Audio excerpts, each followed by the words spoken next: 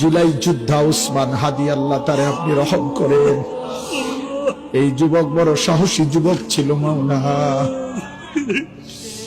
আল্লাহ দেশের জন্য বড় বজ্র কণ্ঠে বলেছিল সে মাওলা। আল্লাহ আপনি তারে ফিরায়া দেন, আপনি তারে ফিরায়া দেন, আপনি তারে ফিরায়া দেন।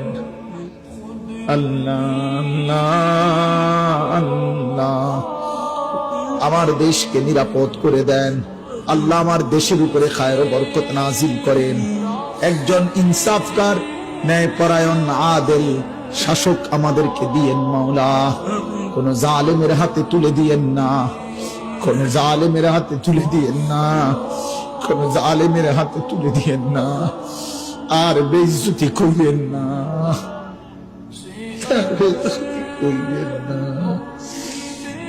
ইজ্জত নিয়ে বাঁচতে চাই, কোরআন বুকে বাঁচতে চাই, সেজদা দিয়ে বাঁচতে চাই, আপনারে রেখে বাঁচতে চাই, বিবি বাচ্চাকে ঈমান আমলের উপরে রেখে যেতে চাই।